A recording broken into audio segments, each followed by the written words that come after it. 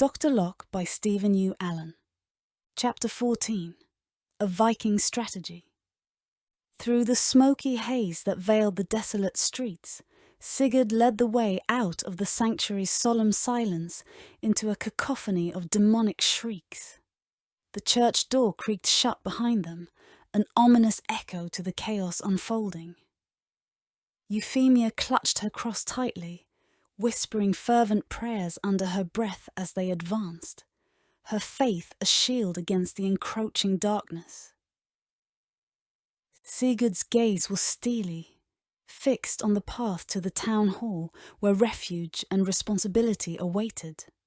His sword, gleaming with an ethereal light, cut through the night like a beacon of hope. Without warning, a grotesque creature leaped from the shadows, its maw agape, revealing rows of serrated teeth.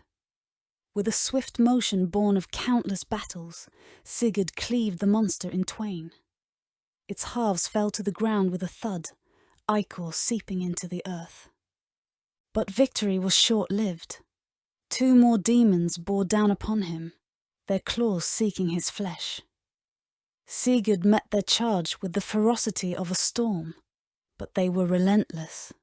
One claw found its mark, tearing through his tunic and scoring his skin.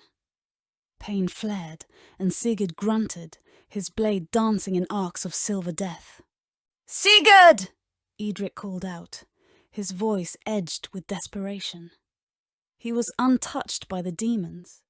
Thanks to a mysterious providence, he scarcely understood himself. There must be some way to banish these abominations.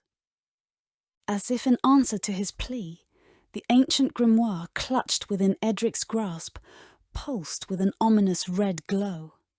Its leather-bound cover writhed as though alive, and without conscious thought, Eadric's fingers fumbled it open. The pages flipped autonomously, stopping as if commanded by an unseen force. "Vec nous autres for veas endu veni," Eadric intoned, his voice resonating with an otherworldly power that seemed to transcend time and space.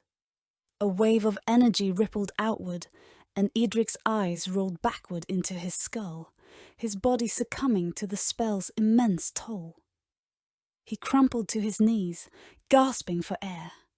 The grimoire clutched like a lifeline in his trembling hands. "By Odin's beard! What sorcery is this?" Sigurd bellowed, momentarily distracted from his assailants by the spectacle. Euphemia rushed to Eadric's side, her own fear momentarily forgotten in the face of his distress.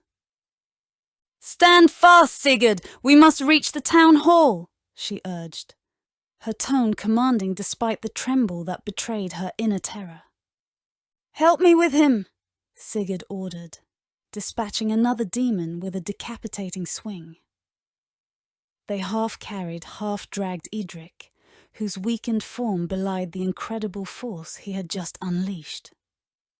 "May the Lord preserve us," Euphemia murmured, casting a wary glance at the grimoire that now seemed to pulse with the very heartbeat of hell itself. With a guttural howl, the two advancing demons collapsed, their twisted forms convulsing upon the cobblestone. An invisible maelstrom yanked them backwards, dragging their shrieking bodies through the yawning portal from whence they came. The void swallowed them whole, but failed to close, as Eadric had hoped before uttering the words of banishment. Eadric's legs buckled, his strength sapped by the incantation that had purged the creatures back to their infernal realm. Sigurd, his own battle lust momentarily quenched by the sight, darted forward and hoisted Eadric upright. The young man's breaths were shallow, eyes unfocused, yet a fire still smouldered within him, a testament to his indomitable spirit. "Promise me, Eadric," Euphemia implored, her voice laced with concern. "Swear on the holy scriptures never again to wield such perilous forces. It nearly claimed your soul." Through laboured breaths, Eadric met her gaze, defiant even in his weakened state. I could not stand idle while you were all in danger. Sigurd. He gestured weakly towards the Viking, whose broadsword was slick with the ichor of the vanquished. Me, Sigurd scoffed, his tone brimming with affront. Those hellspawn would have been felled by my blade soon enough. Your trickery wasn't needed. Their eyes locked. A silent exchange fraught with unsaid words. Eadric harboured doubts about Sigurd's claim, and Euphemia's furrowed brow suggested she shared his scepticism. Yet neither spoke, allowing the warrior his pride. Nevertheless, Eadric rasped, steadying himself against Sigurd's towering frame. This accursed tome grants me the means to cast out our foes, one demon at a time. His hand caressed the grimoire's baleful cover, a chill tracing the lines of his spine. Each word of banishment took a piece of him, leaving a void where his vitality once surged. Be wary, lad, Sigurd warned, his voice softened by a rare touch of empathy.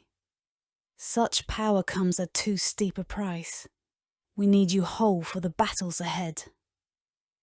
Euphemia's gaze lingered on Eadric, her lips moving in silent prayer, invoking divine protection over the reluctant sorcerer who bore the weight of their salvation on his slumped shoulders. Asterisk, asterisk, asterisk. The heavy wooden doors of the town hall creaked open, revealing a sombre tableau of suffering and resilience.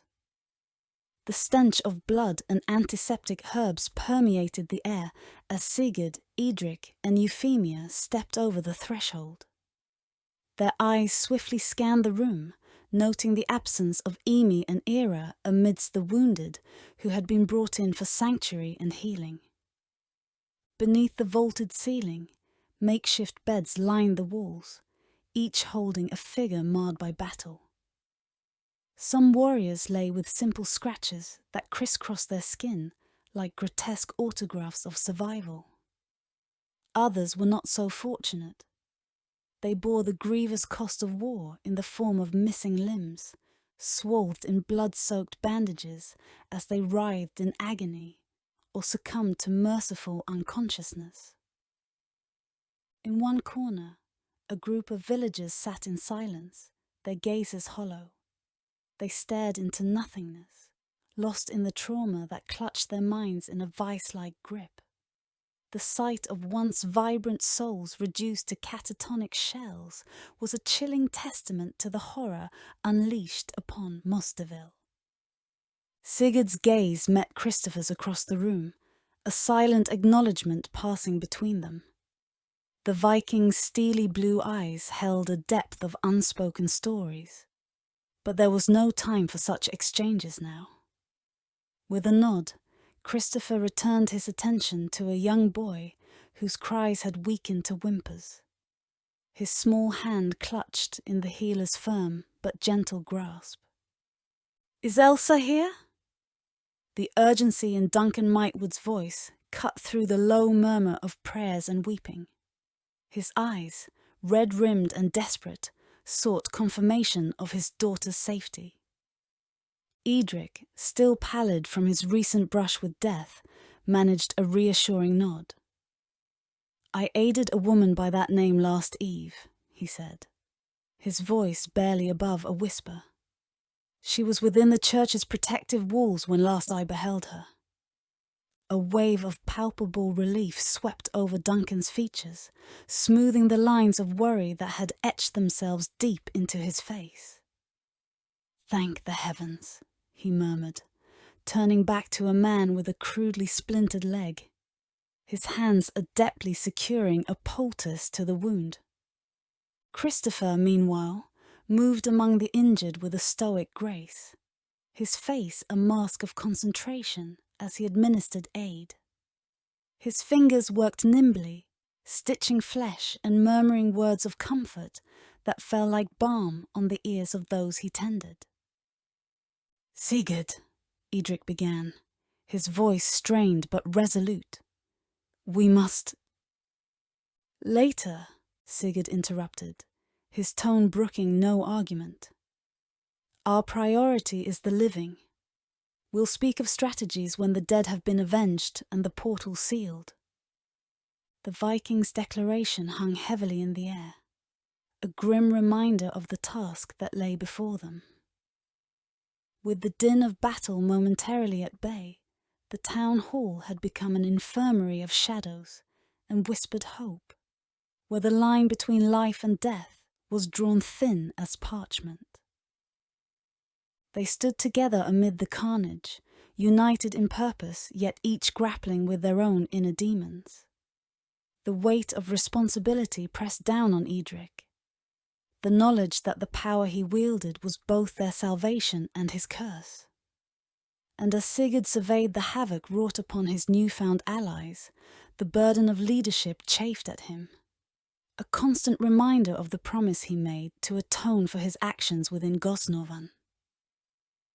Christopher's gentle ministrations were akin to a light piercing through the dense fog of despair that hung over the town hall. His voice, calm and steady, recited passages from Scripture, offering solace amidst the groans of the wounded. Euphemia stood by his side, her hands clasped in prayer, joining him in quiet recitation, their voices interweaving like a sacred melody. "Though I walk through the valley of the shadow of death, I will fear no evil," Christopher intoned, laying a compassionate hand upon the brow of a young man whose eyes were glazed with shock. "Thy rod and thy staff, they comfort me," Euphemia responded, her gaze lifting to meet Christopher's, finding a shared strength in their faith. Meanwhile, Sigurd approached Visenya, his stride purposeful, his blue eyes reflecting a storm of resolve. "Eadric has a plan to close the cursed doorway from which these monsters arise. However, he might not be able to do it alone, Visenya." "What exactly do you need from me?" "I can provide spiritual guidance, but I've seen what you can do. You were able to imbue our weapons with power from the gods. This initially had some effect on the vile creatures. Perhaps you could aid young Eadric in his attempts to shut and lock the door." Eadric nodded. "We'll need every spellcaster we can get to help strengthen the barrier between our realm and the dark void." "Anything," Visenya affirmed, her own spirit unbroken by the horrors they faced. "I'll stand with you to the end, banishing these fiends back to the abyss from whence they came."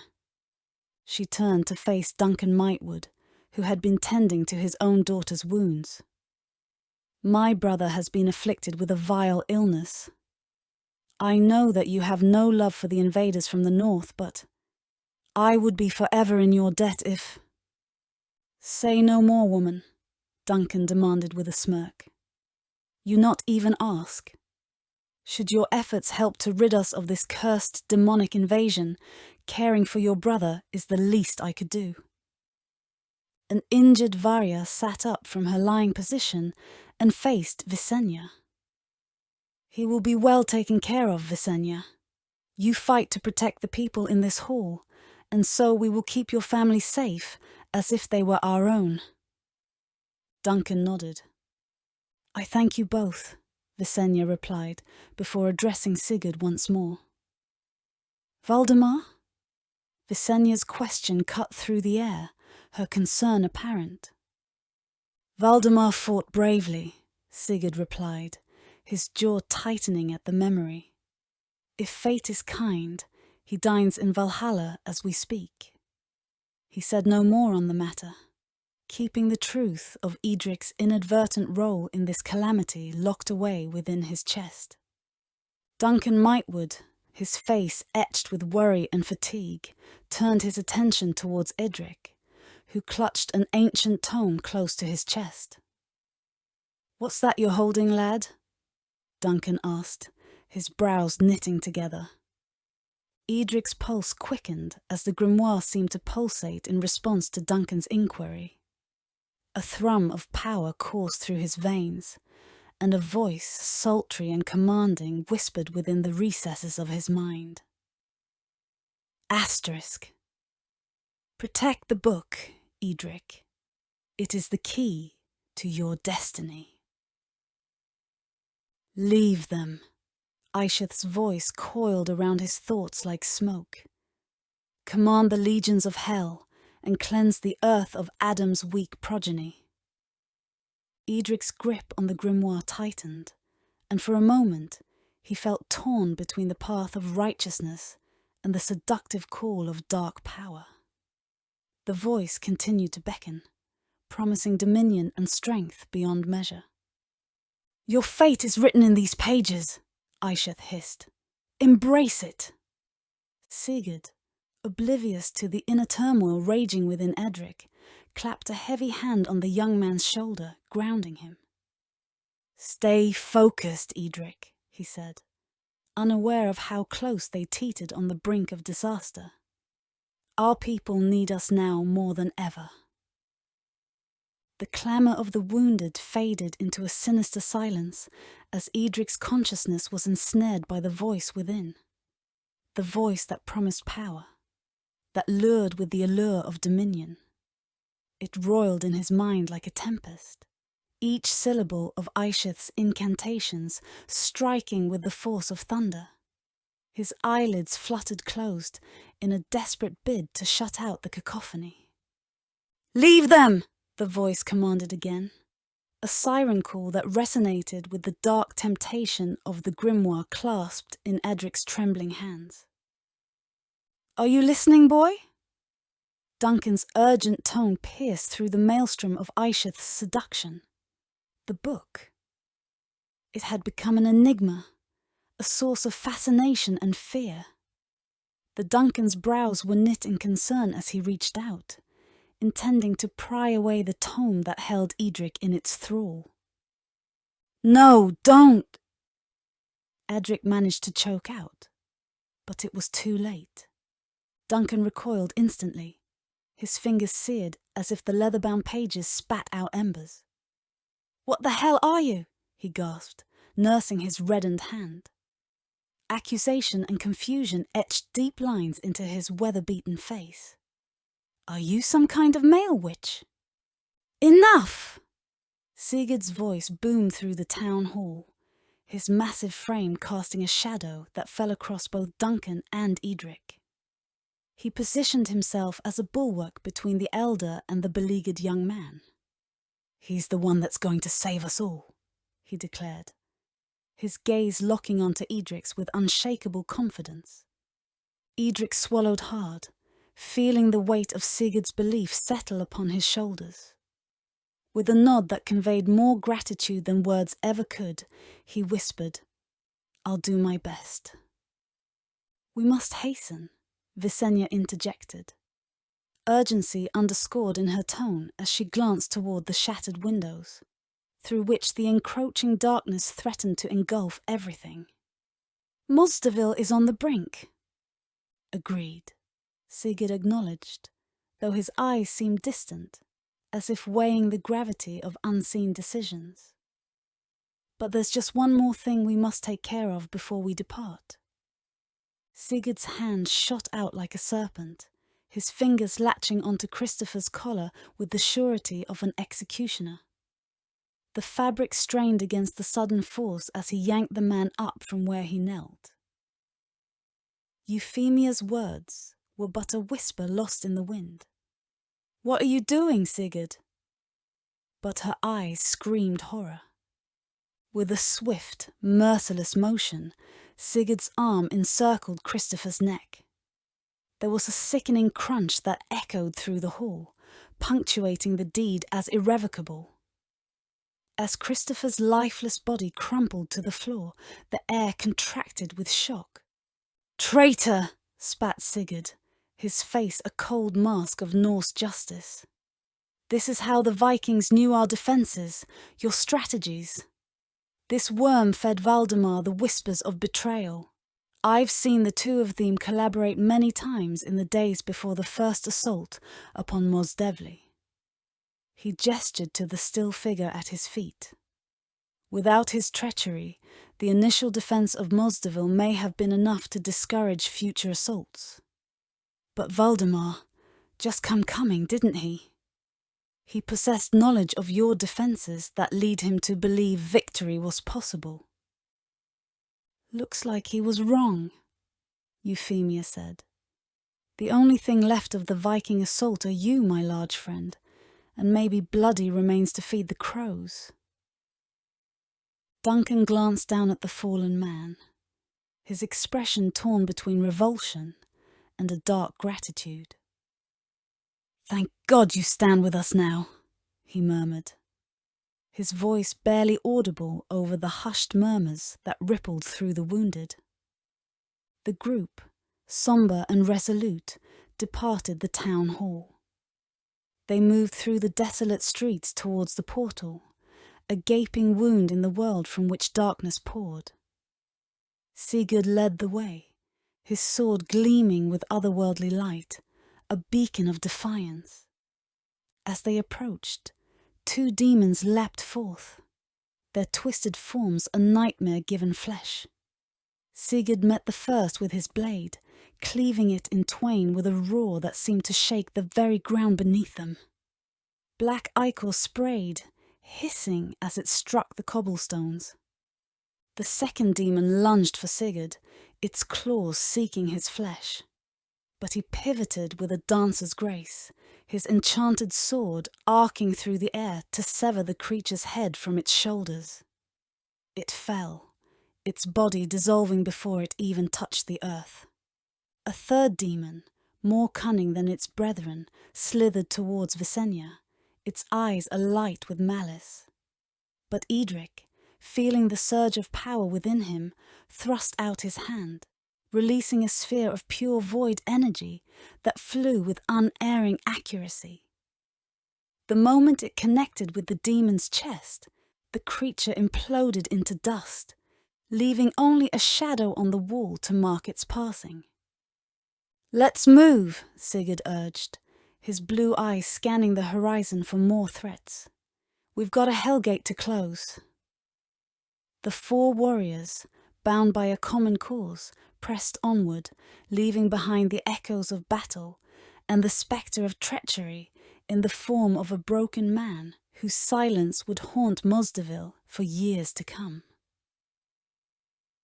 Ashen clouds roiled above as the quartet approached the gaping maw of the portal, its edges pulsating with an eldritch energy that seemed to claw at the very fabric of the world. Sigurd's battle-worn face was set in a grimace of determination as he wielded his sword like a tempest, carving through the demonic horde that sought to impede their path. Each swing of his enchanted blade sang a violent hymn, and with every note a demon fell, sliced, diced, and eviscerated by the relentless Viking. Euphemia trailed close behind, her gaze flickering between Eadric and the swirling chaos ahead. "You're mastering this dark craft swiftly, Eadric," she observed, her voice tinged with a mix of admiration and trepidation. "A little too good, perhaps." Eadric's chest tightened as Aisheth's seductive whispers slithered into his mind once more. "The longer the portal breathes, the stronger you grow," she cooed, her words like venomous honey. "Would you truly wish to seal it? To surrender this burgeoning might and return to frailty?" He clenched the grimoire tighter, his knuckles white with effort, fighting the urge to succumb to the intoxicating promise of power. Eadric knew he stood upon a precipice, one wrong step away from damnation. "Next steps?" Visenya's urgent inquiry pulled him from his inner turmoil. She stared at him, her eyes reflecting the infernal light of the portal. "What do we do now?" I do not know," Eadric confessed, his voice barely audible over the cacophony of the abyss.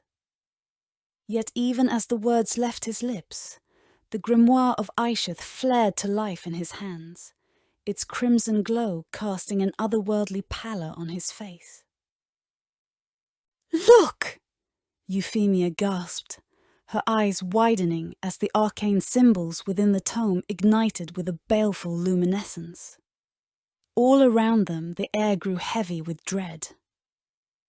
Eadric's pupils dilated, consumed by the ruby radiance that now enveloped his gaze. The voices of his companions faded into oblivion, replaced by the thrumming power of the book. He felt the surge of knowledge flood through him, a torrential stream of ancient secrets and forbidden incantations. "I know what must be done," Eadric announced, his voice resonating with an authority that belied his years. The others recoiled slightly, sensing the transformation taking place within their comrade. "Then do it," Sigurd said tersely, dispatching another fiend that dared creep too close. "And let's end this nightmare." Eadric nodded, steeling himself for the ordeal to come. With the weight of destiny upon his shoulders, he prepared to wield the arcane might of the grimoire and confront the darkness that threatened to consume them all.